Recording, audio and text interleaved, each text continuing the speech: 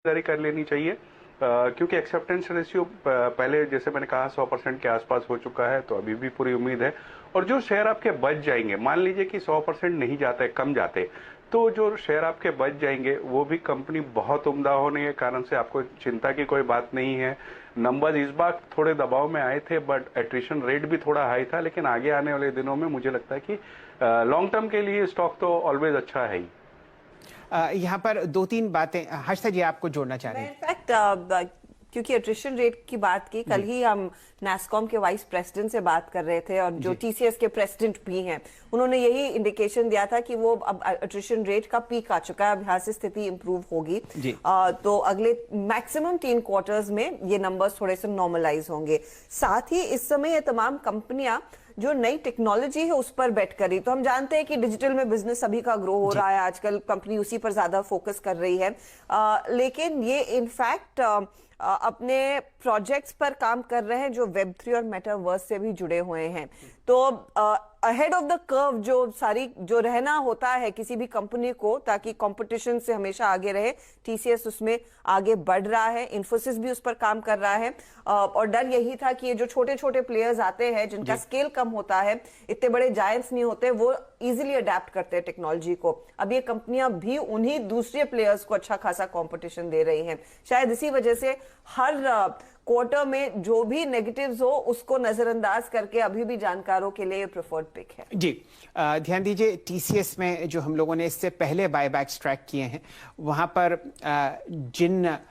जिन share holders ने share tender किए उन्होंने रिटर्न्स बनाए, अच्छे रिटर्न्स बनाए। इस बायबैक में अगर आप 3800 रुपए पर खरीदते हैं और 4500 रुपए पर एक्सेप्ट होता है, तो आपका कुछ ही दिनों में रिटर्न 18% होगा। टैक्सेस आपको अपने आप ही कैलकुलेट करने पड़ेंगे।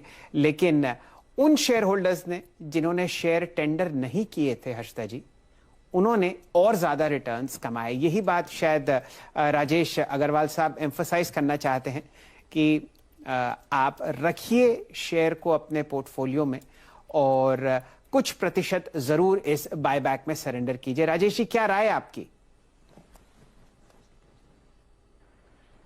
जी बिल्कुल सही कहा आपने। मैं रेदर जो एचएनआई कैटेगरी के निवेशक है ना, उनको तो हमने यही सलाह दी कि आप पार्टली अप्लाई कर दीजिए, बट रिटेल निवेशकों को हमने लगातार यही सलाह दी है कि आपके जो 2 लाख के नीचे की है होल्डिंग 50 शेयर के आसपास, उसे आपको पूरा सबमिट कर देना है।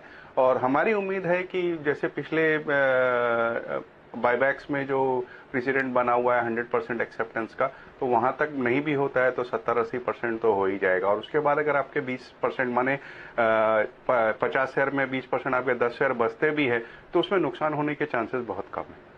तो प्रतिशत के दर पर अगर डीमैट में 50 शेयर हो तो कितने सरेंडर करने चाहिए राजेश जी? मेरे ख्याल से तो पूरे 50 ही करने चाहिए। रिटेल निवेशकों के लिए यही राय रहेगी कि पूरे के पूरे एक बार सबमिट कर दे। उसके बाद आपके जो फंड्स आएंगे तो वहां फिर आप चाहे तो बाजार से दोबारा भी ले सकते हैं अपनी लंबी अवधि के होल्डिंग के लिए। ये राय फिलहाल टीसीएस के बायबैक पर। ध्यान दीजिए, राजेश जी के अनुसार आज ही सबसे प्रैक्टिकल दिन होगा अगर आप बायबैक में हिस्सा लेना चाहते हैं बाजार से खरीदने का। और ये फरवरी 23 की बायबैक डेट यहां पर फिक्स की गई है, तो कुछ समय इस शेयर को आपके डीमैट में भी आने में लगेगा। हर्षदा जी। अब जी हाँ, यहाँ पर एक बड़ी अपॉर्चुनिटी और 2 लाख की वैल्यू के शेयर याद रखिएगा, अगर आप के पास है तो आप वो रिटेल कैटेगरी में